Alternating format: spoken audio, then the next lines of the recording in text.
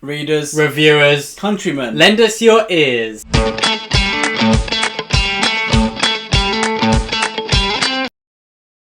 And a huge thank you to all of our Patreons. Thank you to the Pit Fighters, the First Swords, and all of the Bright Stars, Truth and Courage. Hello and welcome back to for the very first time to the channel. I am Will, this is my brother Ed, and together we make the Brothers Gwyn. And today we are very, very excited to be talking about some historical fiction. We read a lot of fantasy, but we also read a lot of historical fiction. And we've taken it on as a challenge to get as many fantasy people to read some historical fiction as possible. And so here we are trying again today, and so we'll be talking about our very, very favourite historical fiction books of all time. And we usually break this video up into two parts, but today we'll be talking about all 10 plus 3 honourable mentions in one video. So it may be quite a lengthy video, apologies for that, but we cannot wait to talk about all of these books, and hopefully you enjoy and hopefully you find a few books to pick up. Yeah, well, I always think there's a very thin, very small and invisible bridge between fantasy and historical fiction.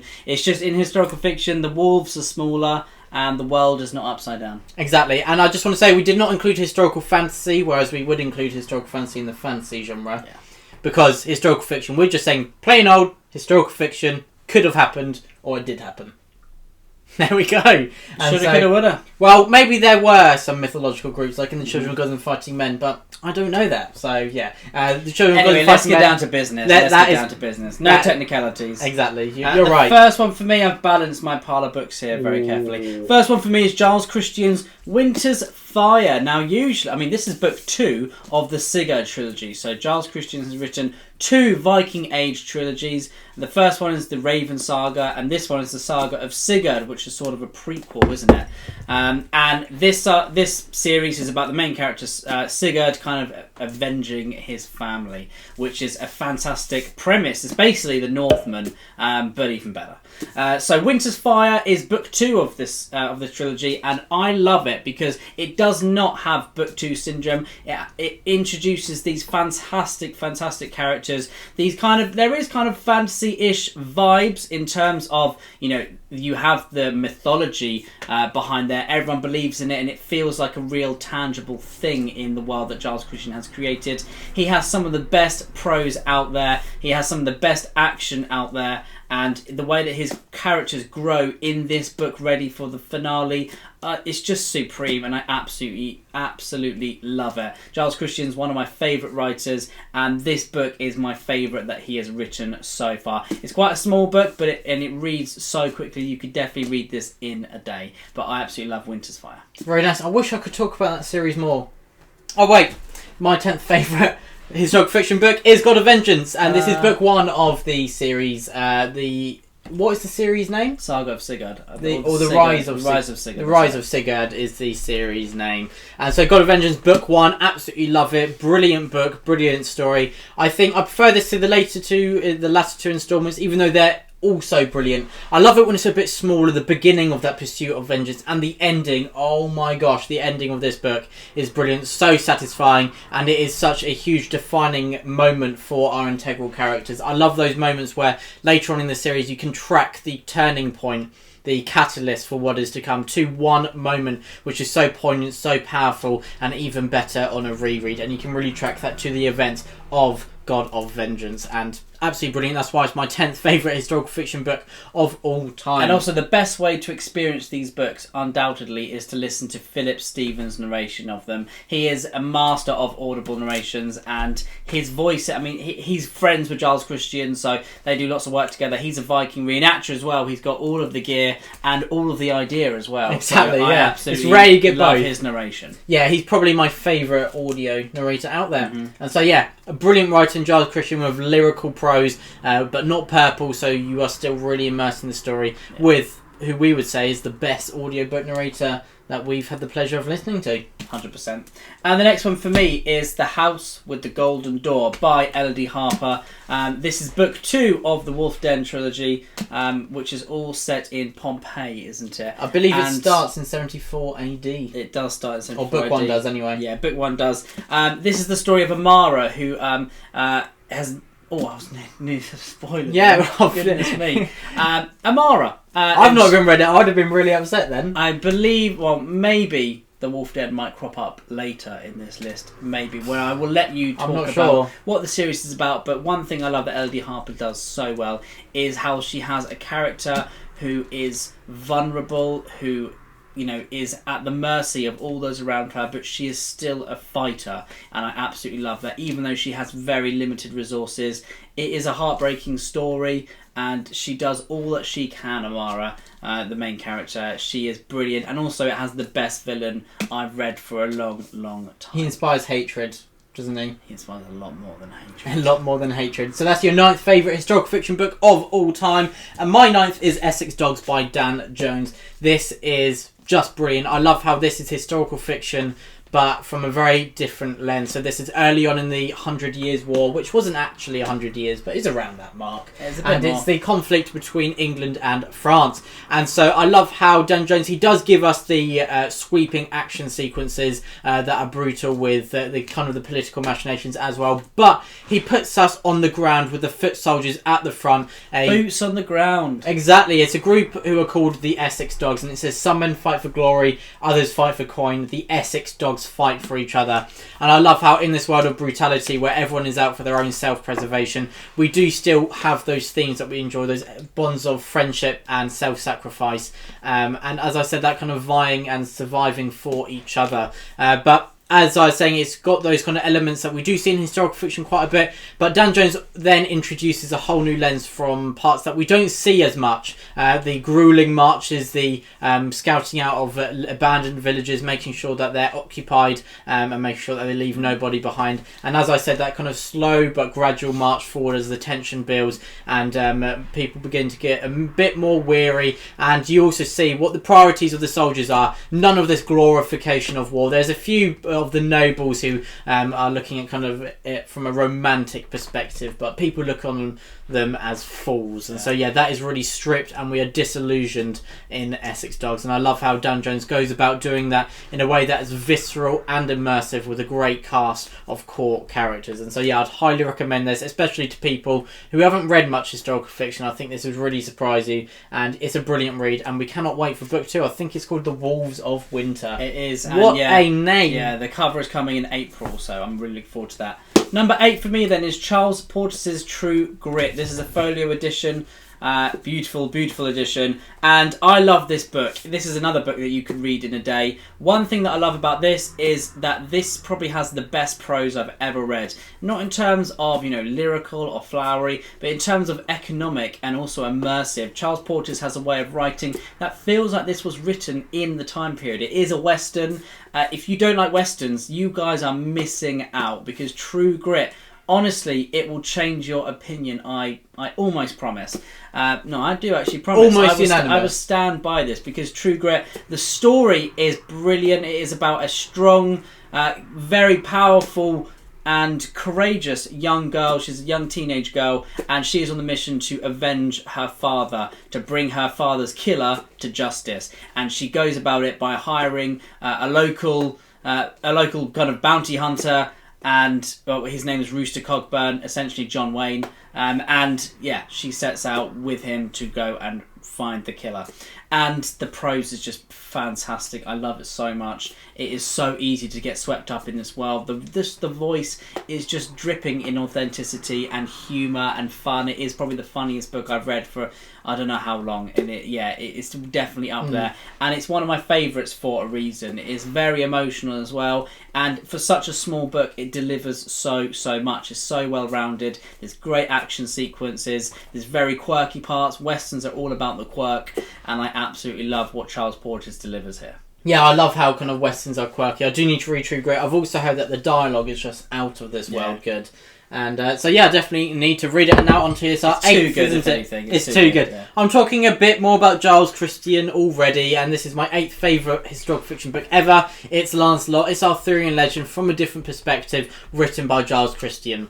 Can it get much better? No, it cannot. And that's why it's up here at near the top of my list. And I absolutely love Lancelot. I love how it's a Bildungsroman, a coming-of-age story. And of course, that's quite subjective. Some people don't enjoy those coming-of-age stories, and I totally understand that. But for me, when they're done right, they will be one of my favourite books, most likely. And Lancelot definitely fits into that category. I love how he's a very complex character, and Giles Christian uses kind of our foresight of what we know is to come, the tragedy, the heroism, how they're intertwined, how Arthur, Guinevere and Lancelot, how their stories will interweave in and out of each other's and cause each other's downfall at times in many retellings as well. And so you've got that tension, that suspense, that feeling of dread, and the scenes that they're building towards are executed masterfully, in my opinion. And Giles Christian does action absolutely superbly. I loved the second installment, Camelot. I think I prefer Lancelot because of that coming of age element, but yeah, Camelot was also great. So yeah, by no means is it a bad book. I absolutely loved that as well. 5 stars, just narrowly missed out on this list. But I think Camelot has the best chapter. Oh, one of the best, maybe top 3 that I've ever read. Is best chapter. Does it include caves? It does. Oh, yeah. What a chapter! But I think the one thing that Giles Christian does so well here is that if you've read Bernard Cornwell's The Warlord Chronicles, you will despise Lancelot, and to make you get behind Lancelot and love him as a character, a feat unto itself. It's unnaturally good. It's unnaturally good because he's despicable. He is in the Warlord Chronicles. Yes. Yeah. And he's a very complex character. Very lovable. He has virtues and severe flaws as well. Yeah. But also, there's a bit of sentimental value to this. This was the first book I listened to on Audible, and it was actually you who recommended it to me. And so yeah, I was on the bus on the way to college and zoning out, hiding myself away. Was Camelot the first book you read? That I sent early, yeah. So both very sentimental. Nice. But yeah, Lancelot is also a brilliant story. So yeah, what a bonus.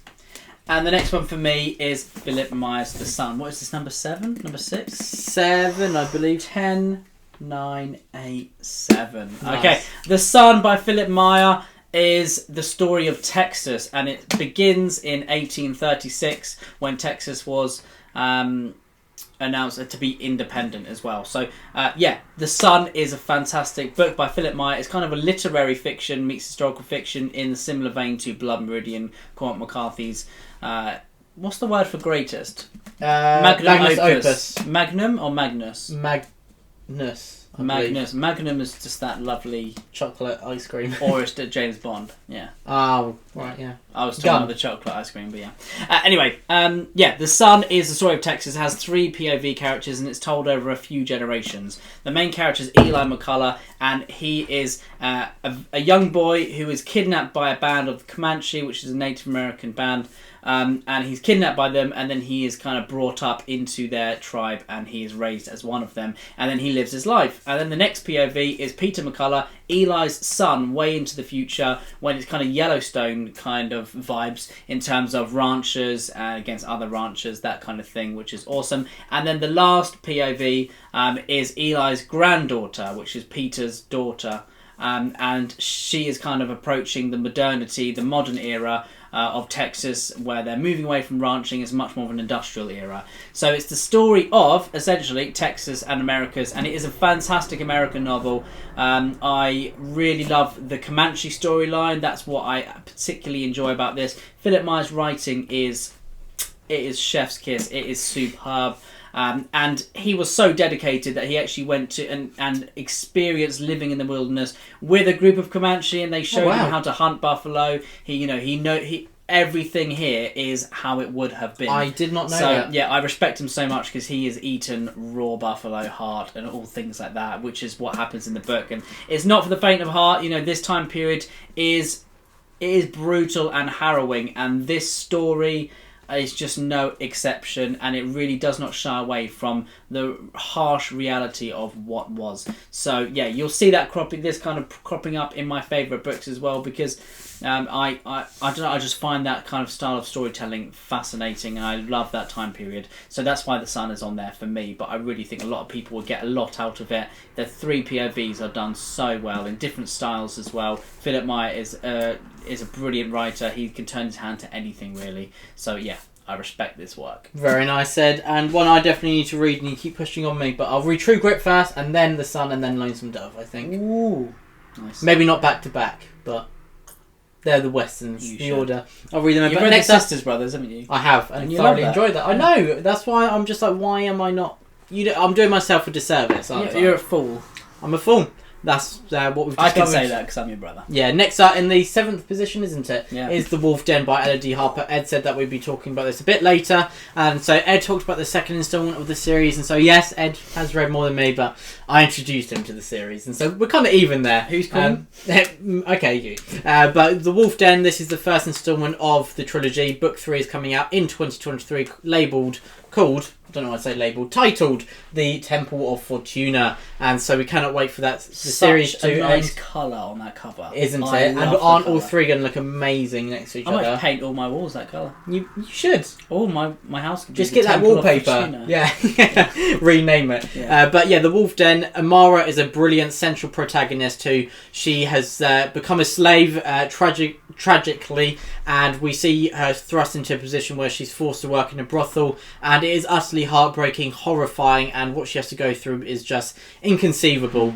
And that alongside, we see not just her story but the story of the women alongside her, and it is one POV, but I love how Ella D. Harper gives everyone their own spotlight at different times. They all have their moments, they all have their character growth, they are all individual human beings who Ella D. Harper explores, and even explores those who own these people. And I love how Ella D. Harper shines a lens on all these different characters, on the lens of Roman culture, which I am fascinated in but don't know too much about, and of course Rome in 74 AD. And so I know a bit more about the Romans, but earlier on, not kind of when they're in this period of history. And so it's very interesting from that perspective as well.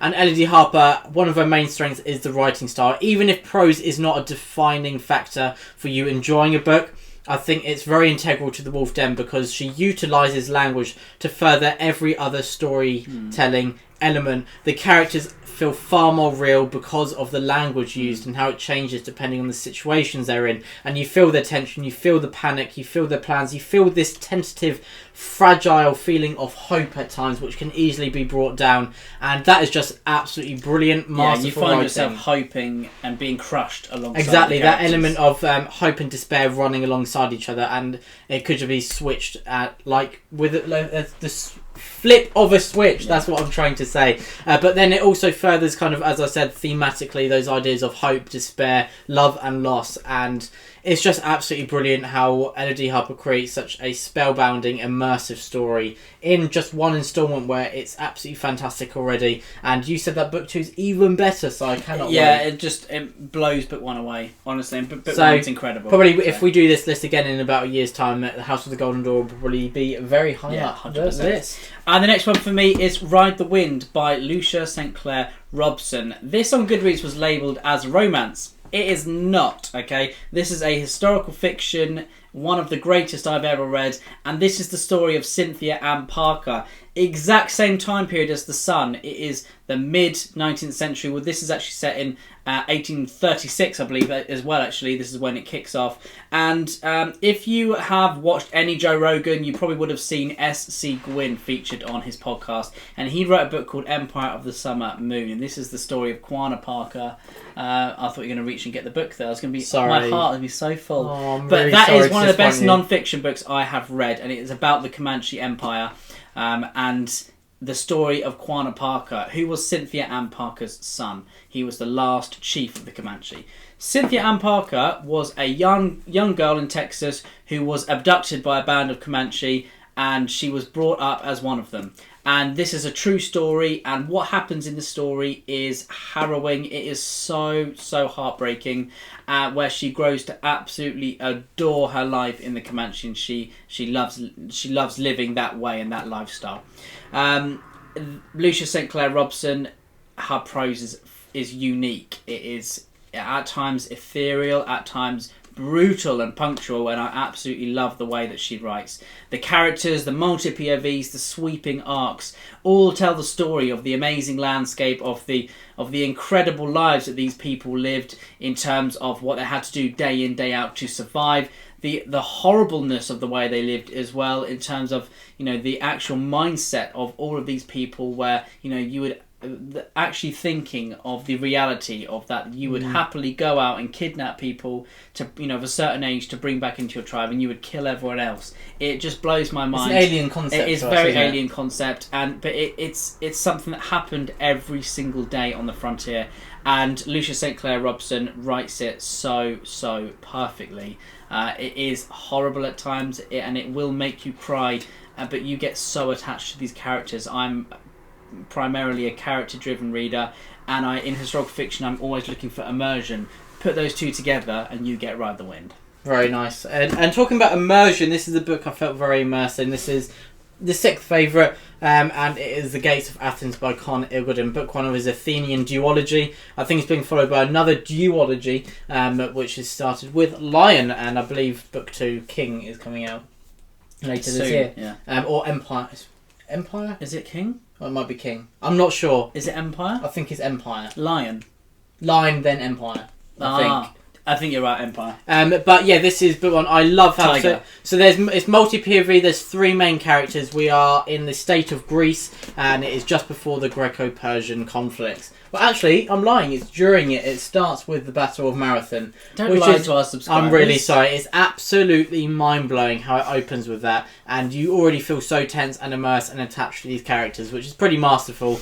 And then there's three main characters: Xanthippus, Aristides, and Themistocles, and they were three very. Try saying those after 3 beers. Exactly, yes. Three very powerful figures in the Athenian state who would play a role in the later wars to come as well. And I love how we kind of see an exploration of the democratic state of Greece. So it's democratic at the time, but only for a very small section of the society, of the population. And I love how you see kind of these different factions siding and the conflicts that arise, and very intricate political machinations that have huge consequences on what is to come. But then we see the beginning of the next conflicts, which would include the battles of Thermopylae, Salamis, and I believe what's it? Beginning of P, Plataea, as well. And so yes, a lot of very integral battles that many would argue are some of the most important battles in history because of the impact it had globally. But of course that's one that we can all discuss about. But yeah, that is The Gates of Athens. Absolutely brilliant central characters explored here in what is a time period I'm very interested in, ancient Greece during the Greco-Persian Wars. And so yeah, that is The Gates of Athens by Con Ilgudin. Lovely. Well, I definitely need to read more Con Ilgudin. I absolutely loved his Roman series as when I was a young teenager. It really made a big impression on me. I reread the first book recently and still really enjoyed it as well. The next one for me is, in my opinion, the king of Viking Age tales. This is Robert Lowe's The Proud Beast, book 4 of the Oathsworn series. I count this as the last one because there is one called Crowbone after, but it focuses on a different character. But this is book 4, The Tale of Orm, who is in the Whale Road. He grows up a young man in a Viking Age band, and he is going raiding and that kind of stuff. The Proud Beast is the 4th and finale of that series, and it is hands down the best in my opinion. Every single one is a 5-star read for me. The reason The Proud Beast is my favourite is because it made me weep.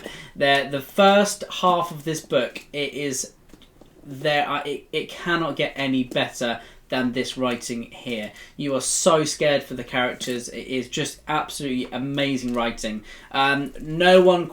Giles Christian, he has such beautiful writing. I think Robert Lowe also has beautiful writing, but in a very different way. And I think both of their dialogue is fantastic.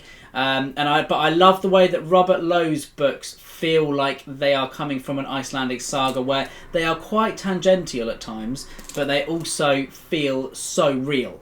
And I love the way that Robert Lowe always takes you in directions that you're not anticipating.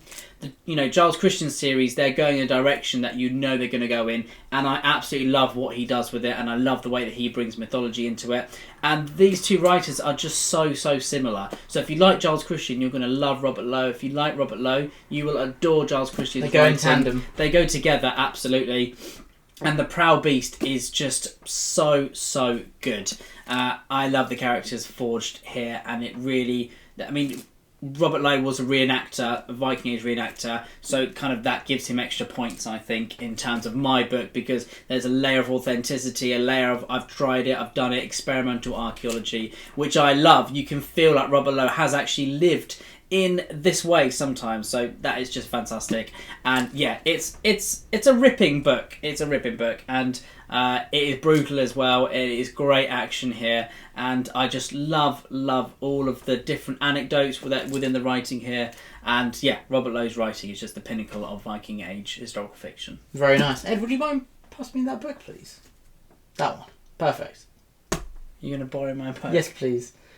So my fifth favourite historical fiction book ever is The Gates of Fire by Stephen Pressfield, not The Gates of Athens. So this is another ancient Greek-based historical fiction tale, and this is one that is centred on Thermopylae. It's a chronicler's tale with a survivor of the conflict telling their own story. And I love how Stephen Pressfield has this more epic story of the Greco-Persian War, the conflict obviously surmounting at Thermopylae, what many now know as 300, out of the heroic stand, as it's kind of been mythologized into, of 300 Spartans against 1 million of the Persian army. It's a lot more complicated than that. There weren't just 300 Spartans, there are other forces around them, and we're not sure how many were in the Persian force, but it's kind of the story that has echoed down the ages, hasn't it, down millennium, and it's been told as an inspirational story since then, of people standing against greater odds for something that they believe in, and the impact they had as well, which it's very poignant, very powerful, very thought-provoking, isn't it? The idea of sacrificing yourself for an idea that you believe in utterly, that sacrificing yourself for something greater than an individual. But within that, something out there worth sacrificing for. Does he say that? Samwise? Yeah. Yeah. There's something. Oh, it doesn't say sacrifice, does he? No. Something worth fighting for. Yeah, that's it. Same thing.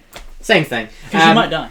You might die, and then you've got the more intimate story of the individual telling this story, telling their own role, because they're not a Spartan, but their fates have been intertwined in this story. And I love how you got that more intimate story kind of playing into this. It's kind of that idea of legacy, but also tied with identity and purpose.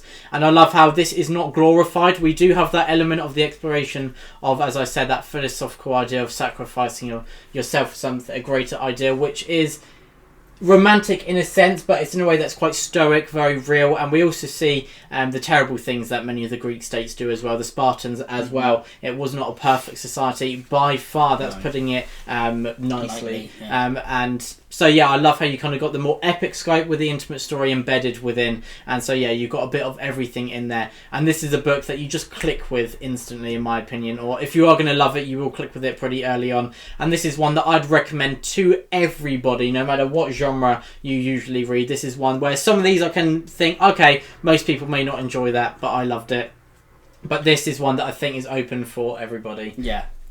I mean, this is my next read. My fourth favourite is Gates of Fire. When I opened the first page, I just knew that I was going to fall in love with this book, and that it is something great. It has that, the first few scenes of Lord of the Rings, you just know it's going to be great. That first scene in The Revenant, it's like that. You just know it's going to be something that you just can't put your finger on. It's gonna change you for the better, and it's gonna open your eyes. And Gates of Fire really did. It really showed me what historical fiction could be when it's in the hands of a master.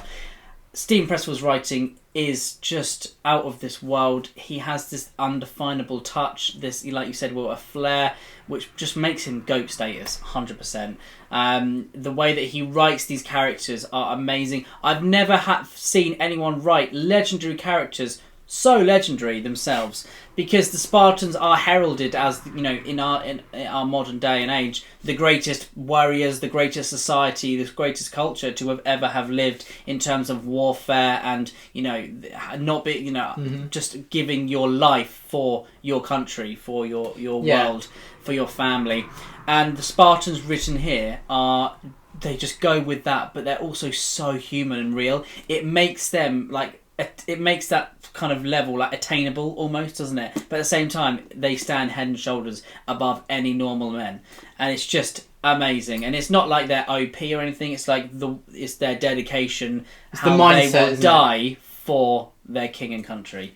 And yeah, Gates of Fire. You will hate characters halfway through this book, and by the end, you'll be crying at what happens to them.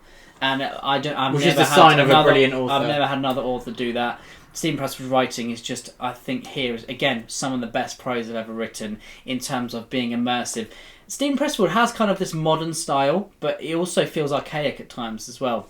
Where I feel like if the spears and the swords were replaced with guns and camouflage, then it would feel like a modern day war story.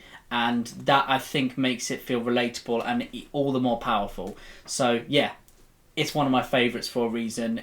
The battle here is the best battle I've ever read. Hands down. Possibly. It's one of them. It's in the top 3. We should do a video about our favourite battles Or books in that have the literature. best battles. Yeah, 100%. That'd be So cool. yeah, Gates of Fire, please go read it. Please, please, please. We did a review We're begging on the you. channel last year, but you guys won't regret it. Most definitely. My 4th favourite then is Blood Meridian by Cormac McCarthy. 4th. I know, Ed. 4th. It's because it's not my favourite Cormac McCarthy book even, is it? The Road is, but that's not historical fiction. Sorry. Ed's in pain. I But yeah, just- Blood Meridian. You know when you feel like your heart's going to burst? Yeah. Not in a good way. Not in a good way. Ooh. Can it be a good way? Well, it's birth of joy. I never get that saying. Smelling a new book. But yeah, Birth of Joy. The Joy of Burst. Birth. Oh, Burst Burst. with Sorry. joy. The I thought birth you meant of watch joy. someone be born. But so this is set in the 19th century. It is a visceral, powerful, horrifying, haunting read about the deconstruction of the idea and the concept of manifest destiny and the American dream as well. And so yeah, Cormac McCarthy, he holds back no punches. He does not hold anything back. This is a story which is not for the faint of heart. This will not be for a lot of people. It's one that I think either clicks with you, you either love it or hate it, and you know within the first 10, 20 pages. So it's one where I'd say, yeah, definitely give it a try, but if it's not clicking with you early on, Put it down. yeah, put it down. It's not going to change. There's a few books where I say push through kind of that wall at the beginning, but no, just leave it, okay? Because there's some things you will not be able to unread, and it is horrifying and it is haunting, and it feels wrong to say I enjoyed this because that's not the feeling. It's not enjoyable, but it's so powerful, it's impactful, and it has changed my view on a lot of things. And it's a book that I thought was so interesting, and I can immerse myself in and just be stricken, and it's almost with awe at the way Cormac McCarthy is presenting these ideas, but horror at what is presented as well. And these characters, Judge Holden alongside Chigger, which is another character created by Cormac McCarthy, 2 of the greatest villains of all time, because they are actually, it's not just villains what they do, it's their atmosphere, their aura, and you feel this aura of intimidation from Judge Holden. And what a character. He's in the top 10 characters in literature, in my opinion. And yeah, it makes me actually feel a bit tense actually thinking about him, and the image that Cormac McCarthy strikes with him as well. And it's made even worse that you know that these events are loosely based on history, on Samuel Chamberlain's Confessions of a Killer. Yeah. And so that makes it even worse, but even It's more... not called, things called My Confession. My Confession, sorry. And so that makes it worse in a way, but also it makes it feel like it's more important to read as well, because we can read a lot about kind of the heroic elements of history, but I also think it's good to look back on the terrible things that humanity has done, because it is important to have that full image of history and to look at it from the perspective where you do know the full image and history. And yeah, Blood Meridian certainly does that, and it is a horrifying book, but one that will stay in the mind forever. And here, number 3. Whoa. Getting to the number 3 big already. guns. This is the best Western that has ever been written, in Lonesome Dove by Larry McMurtry. Larry McMurtry was a great, great man. He passed away last year, heartbreakingly. did he did, yeah. But he was fantastic. You know, he wrote such amazing westerns. He wrote Brokeback Mountain. He's a great screenplay writer. He's actually written the screenplay for a film about the story of Quanah Parker. So when that is made in the next, hopefully, 5 years, it will be Larry McMurtry's screenplay that was written 10 or 12 years ago. Lonesome Dove is the story of 2 grizzled veteran Texas Rangers who are now ranchers, and they want to be the first ranchers to take their cattle from the border of Mexico or in Texas all the way up to, I believe it's Wyoming, or is it Montana? To Montana. And it is an odyssey. It starts off as a comedy. it then turns into a huge journey, and it ends as a tragedy. And it is one of the best books I've ever read. Larry McMurtry is a very gifted writer. If you like fantasy, then you will probably like Joe Abercrombie. He's a very popular writer. He has a lovely writing voice. The way that he adds humour to his writing is like no one else I've read, apart from Larry McMurtry. You can see that he has 100% influenced Joe Abercrombie's writing, the way that he head hops. And it is the quirkiness that makes this book stand out above everything else. It is the genuine... Just something else in Joe Abercrombie's writing. Yeah, definitely. But it's also the genuine characters. Like, they're so sweet at times, and they're nice, they're lovely at times, sometimes they're bad men, sometimes they're bad women, but everyone is so different. Complex. Like, if I open the page, I read someone's dialogue, I will know who is saying it, because they all feel so unique, so different. And for all the right reasons as well. And I love the way that all the multi-POVs, they merge into each other, they all meet each other, they've all got this history, and it just feels like a monumental book, and you're reading something special when you open the pages. And Larry Murtry's writing will always have a special place in my heart, in my library as well. He's one of my favourite writers to have ever written. I've read 4 books by him. Each one is just superb. I sound like Cristiano Ronaldo, didn't I? Superb. And yeah, I absolutely love Lonesome Dove. And it's great to see Matt's fantasy reviews. I love seeing Matt. Absolutely love Larry McMurtry's writing. I love Dead Man's Walk and Comanche Moon as well. Lonesome Dove is his magnus opus. It's his greatest work for a reason, and there's so much to enjoy here. Sometimes he can kind of... I know he obviously, he's a bit... Indulgent? Indulgent, yeah, of himself. But in Lonesome Dove it works. Sometimes and other times it can affect the book. But I think here it absolutely works. It never feels self-indulgent. But he's just a brilliant writer. I love it. Yeah, and it's my favourite Western. And it is a Western through and through. There are anti-Westerns out there, but this is the pinnacle of Westerns. And as other fantasy booktubers like Matt's Fantasy Reviews love it, do you think this is a book that a lot of fantasy readers would enjoy?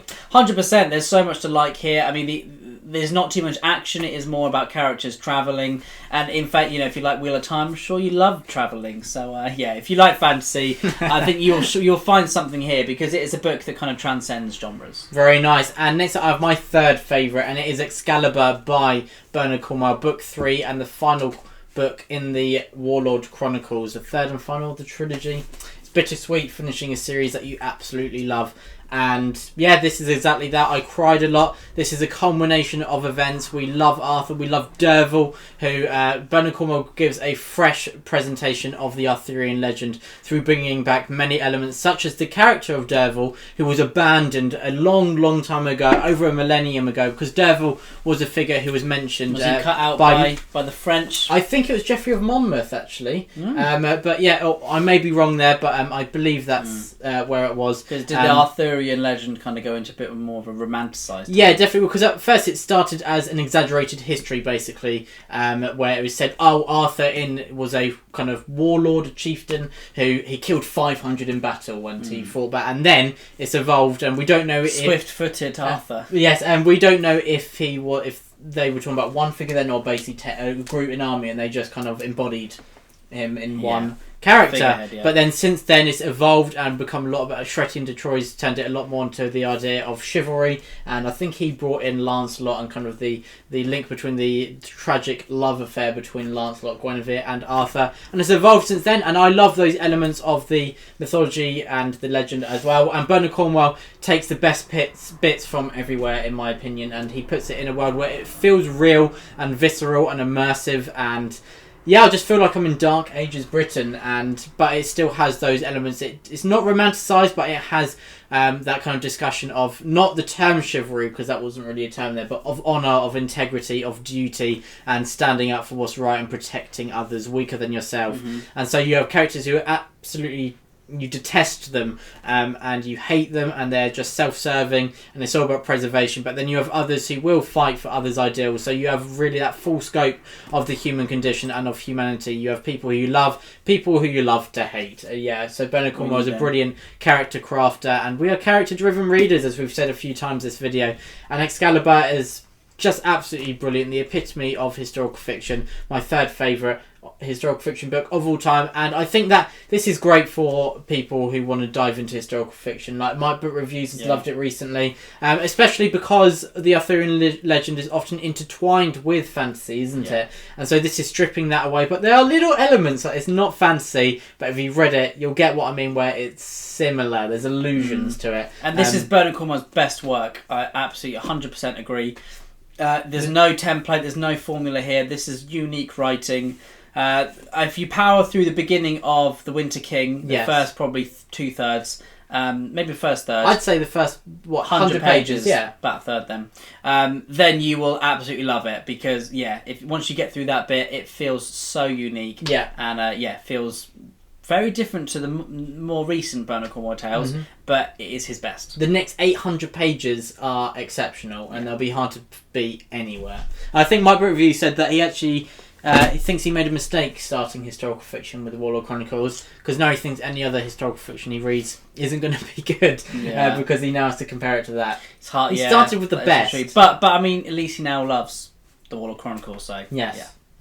Maybe we can take it as a challenge to try and get recommend a historical fiction book that Mike will love as much. Maybe we'll have to have a think. So we had a slight little ickle disaster that we recorded the rest of the video, and then lo and behold, the camera died. So great. So the camera may have just snapped a bit different, and Ed is in different clothes, and it wasn't a magic trick. He didn't just kind of just do that on you. It is a different day. Could have done. I thought I'll try and match what I wore last time, but we didn't plan it ahead. No, we didn't. Let's just carry on with the video. We finished what we were talking about. Our third favourite historical fiction book of all time. So it's going to take a little bit to get back into it. But Ed, do you want to kick off with your penultimate favourite historical fiction book of all time? I know I've been talking loads today, obviously, about these books.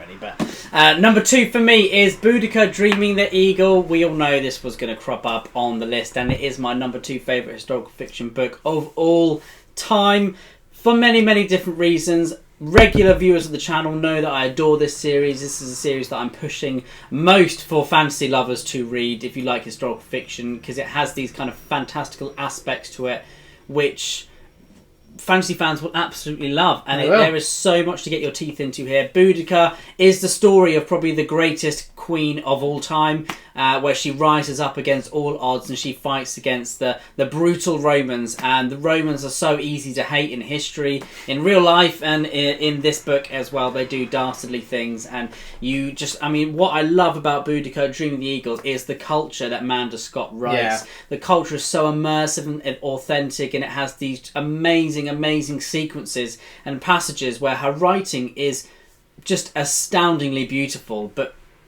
like fantastically efficient as well. Just opening this book, I just knew I was in for a masterpiece within the first few pages. Boudica is a brilliant character. My favourite character, Ban, is wonderful. This has the perfect amount of animal representations, which is like an animal's which means every there's a single lot. page. So I love that in fantasy, and I love that in my historical fiction as well. This book reminded me of the reason why I like to read, why I'm in love with reading as a hobby, and as a lifestyle now as well. And Boudica is just so amazing. It's got so much heart.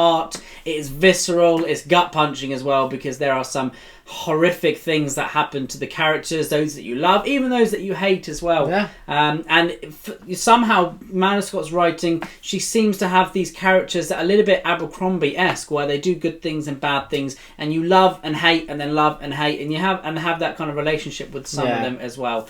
But as I said, I love the culture that she writes and the way that she writes it, and it is just probably the pinnacle of historical fiction. My number 1 book is something very different, but this is a book that I would recommend. We'll find out very soon, but this is the book I would recommend to every single person I ever meet, probably, because it has captured my heart and captured my soul.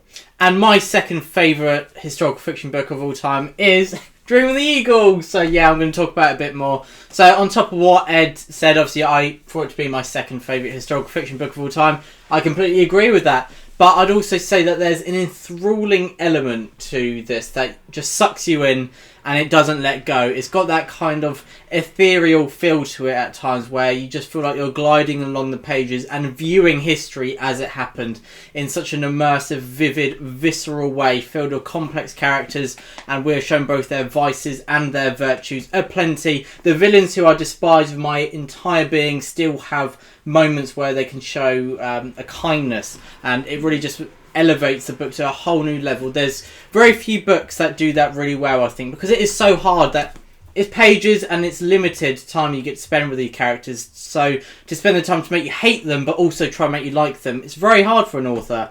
But Amanda Scott finds a way around it and gives us so many characters who we love to hate, and you can see the kindness sometimes at them as well, because human beings are complex things, and yeah, they're not just completely evil, completely good. They at least have a certain grey side to them as well. And yeah, I absolutely love Dreaming the Eagle. The culture is so immersive, and as Papa Gwyn said, this is the historical fiction series that feels most like fantasy.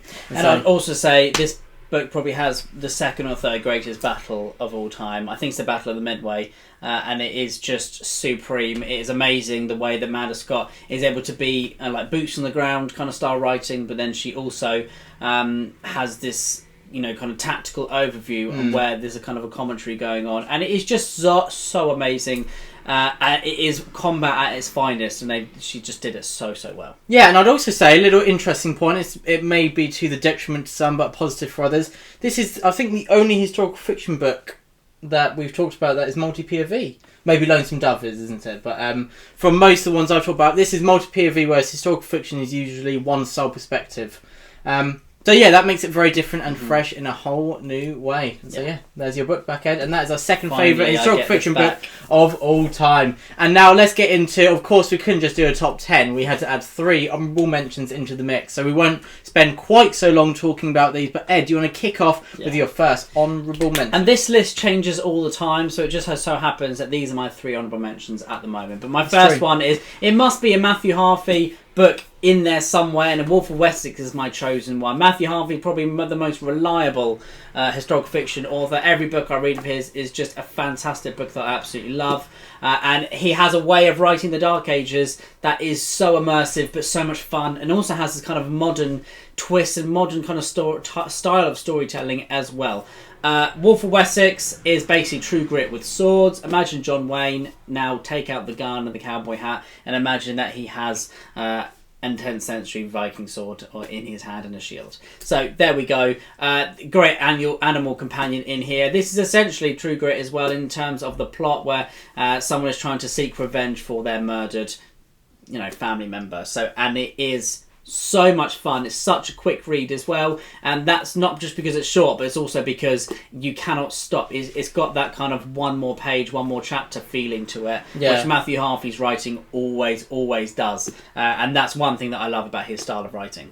Yeah, very nice. And Wolf of Wessex is a great book, and yeah, I'll maybe be talking about that in a second. But my first honourable mention I've got lined up is Protected by Conor Iggulden. I talked about book 1 of this duology, Gates for Athens, earlier in the video, and this is the second part of that duology. And it is brilliant. It is the culmination of the conflict, the Greco-Persian Wars. We have the end to maybe one section of that war, and the action sequences are absolutely incredible, and the characters from the first book that were built on so well throughout that are carried on in Protector, and we kind of see that the foundations that were laid can spring to life even more in Protector. And it is a fantastic historical fiction book centred in ancient Greece and about ancient Greek conflict. Very nice. And here is a book, historical fiction, that is cropping up on BookTube more and more lately, and it is a chonker, and it is James Clavell's Shogun. This is kind of probably the most famous book set in ancient Japan, or medieval Japan, not ancient Japan. And Shogun is a masterpiece. It is absolute masterclass of how to write historical fiction. It just does so many things right. I don't know too much about the authenticity, but that probably is a good thing, really, because sometimes when I read Viking Age stuff, I know a little bit too much about it, so it kind of upsets me a lot of the time. That's what Alan was Looking saying at you, in Bernard Cornwell, in his review of Lion of Macedon. Yeah, By David Gedmore. He's like, you could see it's a good book, but it changes some things about history so significantly. And it does detract from your experience. Luckily, as I'm getting older, I'm getting better at just being like, fine, storytelling is storytelling, and it doesn't have to be spot on. You're not writing history like as per, but you're writing an engaging story. Fiction. So sometimes, that's probably the good thing about writing like the Dark Ages in terms of limited source material. Exactly. There's not too much that you can fill in the gaps. But anyway, Shogun is the story of Toranaga, who's basically, essentially, I think, Tokugawa Ieyasu, one of the first shogun. And yeah, it's a brilliant book. It is told from a white man's perspective, which is kind of a very outdated now, really. I'd love to see this, but, not from that kind of person's perspective. But he is not a Gary Stu, Mary Sue kind of character. He is really just, chucked in the deep end, and he's surrounded by sharks, and he can't swim. And he's also drowning, and it's just, not good for him.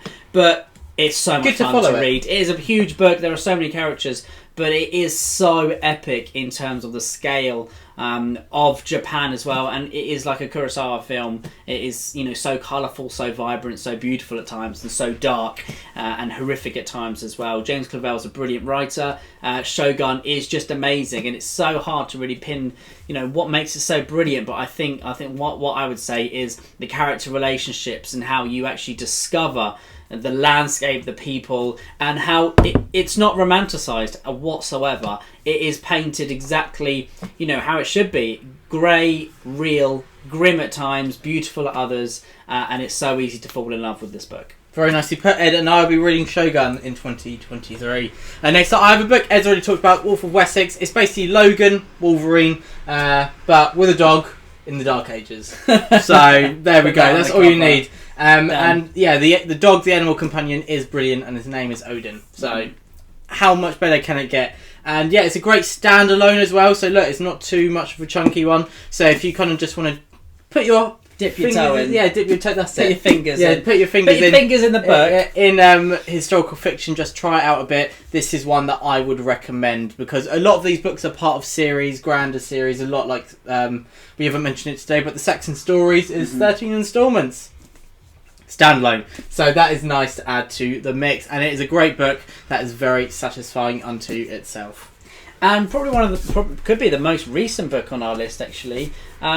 Recently published is Dan Jones's Essex Dogs. I talked about it earlier. Yeah, you did talk about it earlier, of course. How well, separate day, but earlier in this video. So Essex Dogs, it was just one of my favourite books published last year. One of my favourite books I've read ever, really, because Dan Jones is such a brilliant non-fiction writer, and he knows so much about the medieval period. But he now brings us to life in a historical fiction book. What I love about Dan Jones is that he's not taking kind of an historian's approach to writing this. He's taken a storyteller's approach where he has started with the characters, he's made them all likeable, I love their relationship together, and then he's thought, I'll fill it, building the immersion. It feels like it could be a modern book. If they, if you swapped out the gear and the time period, then you could feel like you were just reading about a group of friends, really, a group of comrades in any kind of war. But I love that he has then used what he knows about the medieval period and added in what is essential and what makes this a standout book. I really, really love the way that he writes. He's got a really good grasp of dialogue. He's got some characters that are so hilarious. And I find, as an aspiring writer, to write things that are funny to everyone is really hard actually, without going over the top. But he's not. He's got a great sense of humour in this writing. I love the historical details. I also love that he has written a very different style of historical fiction book in terms of this isn't all about the amazing battles of the 100-Year War between England and France, but this is about the slow slog of conquering a country and that kind of style as these characters are swept along the way is enthralling to read, and I can't wait to see book 2 this year. Very nice. The Wolves of Winter, which is a great name. I thought it was a George R. R. Martin book at first. Yeah, it does sound a bit like that. The Winds of Winter, isn't it? Winds of Winter. But next up, I have the third and final honourable mention of mine, and you've done all yours now, and it is Wolf Hall by Hilary Mantel. So I absolutely love this. It's one of those that I've taken small chunks because it can be quite overwhelming, but in a good way. Some books are just like that. Others are bingeable, like The Faithful and the Fallen, but this is one that you take in smaller bites, even though it is a chunky one. So it took a while to get through. But Thomas Cromwell is in the top 10 best crafted characters that I've had the pleasure of following off the page, where we get a few little snippets into his childhood, especially the early chapters, and then you see so much, even though it's not kind of mirrored in his future, you kind of see how a lot of his choices stem from, without spoiling anything, what he's seen in his childhood and what he's grown up to be, the responsibilities put on his shoulders, the events that he's gone through, the trials and tribulations thrown into his path. And yeah, Wolfhall is renowned and awed by so many for a reason, because it is a brilliantly crafted book with political machinations aplenty. And yeah, Thomas Cromwell at the core, who is a fantastic character and a very complex, compelling figure as well. I'm going to have to borrow one of your your favourite phrase, basically, and I'm going to say, I need to read that soon. Can you just say that again? I need to read that soon. Nice. And the last one for me, number one then, my favourite historical fiction of all time, must be Cormac McCarthy's Blood Meridian. Now, Mike, if you're watching, just close your ears. I know you weren't a big fan of this, but I love this book. I've read it three times. I've listened to it once now, and each time I find something new. Now, this is the story of a gang of scalp hunters just during and after the Mexican War of the mid 19th century, and it is every way as brutal as that synopsis suggests. Cormac McCarthy's writing is, it's genius, really, the way that he crafts a sentence. It is. I know he doesn't have punctuation. That really does not bother me whatsoever. Yeah. I don't really care if an author breaks the rules of grammar whatsoever. As long as it's done right, and it just is amazing. The way that he writes is so visceral, but it's also so descriptive. And it never feels kind of too much. It feels like he makes his prose alive, and it feels like his prose is a character as well, as is the landscape. The landscape of Blood Meridian, those southern states of America and Mexico, it feels alive, and it feels like you are watching the character change as the book goes on. But yeah, what do I love about Blood Meridian is that it's the most challenging book I've ever read. The violence, the characters, the dialogue, the world that they're living in is all there to challenge you, and it kind of shapes the reader as you're reading it, as you're going along, and it is probably the most brutal book I've ever read. It is horrific, but I find the time period fascinating, and it's just something about that period that really grabs my attention. And yeah, Cormac McCarthy's writing is always just so enthralling to read. I find it so hard to put his books down. I always just want to read more. And the way that his take on philosophy, his take on so many different aspects are just so thought-provoking. It is a very different style of book that you'll probably ever read. It is an odyssey, really, but just a horrible odyssey, really, isn't it? Not a good one. No, not a good one at all. But yeah, his character, the Judge, is one of my favourite villains. I don't feel like he's too over the top. He is every bit as scary and terrifying as the characters find him as well. Got an aura. He really does, and the aura kind of comes out of the pages Permeates, at you. yeah. Exactly. Blood Meridian is just one of my favourite novels of all time. It is so at times addictive to Cormac McCarthy's prose, and this, you just always want to carry on reading that style of writing because it is so descriptive. It is so, the imagery is amazing. And yeah, reading, I read a book called Books Are Made Out of Other Books, which is all about Cormac McCarthy's influences, and after I read that, I gained way more of an appreciation of the layers of Blood Meridian, the way that like a phrase here is inspired by this philosophical work and stuff like that, and you can see the themes that are playing out. But that's what Blood Meridian, what's amazing about it is that there are so many different aspects of it to love. much like Game of Thrones, why it's so amazing, because there's such a wide breadth of it to love. And same with kind of Cormac McCarthy's writing, really, is that the themes come into play, the landscape, the prose, the way that he does not shy away from anything. And I just always find it really exciting to read, but also horrific as well. Yeah, it's one of those books that it will either click with you or it won't. Yeah. But if it clicks with you, it'll probably be going down as one of your favourites of all time. Yeah. I think Jimmy over on the Fantasy Network has read it twice. He read it once, and he's a bit shell-shocked, as I think everyone is when they first read it. So he read it again pretty soon afterwards, but just gradually, and he loved it. Yeah, exactly. And what makes it even more horrific is that it's based on a historical account by Samuel Chamberlain called My Confessions. He was a soldier during this time period, and he wrote in a diary all the things that he did. So this is based on that, which is horrifying, but a book that I think is also important to read. And my number one favourite historical fiction book of all time is Enemy of God by Bernard Cornwell. I talked about to be in there somewhere. I talked about it in my third favourite. No, how could I forget again? My third favourite historical fiction book ever is Excalibur, the third and final instalment of this series, and this is the middle instalment. And it's weird because middle instalments are often the weakest, aren't they? Book one is where you get to know the characters, really kicks off, hooks you. Book two is often kind of trying to get you to the final part, but this completely avoids that.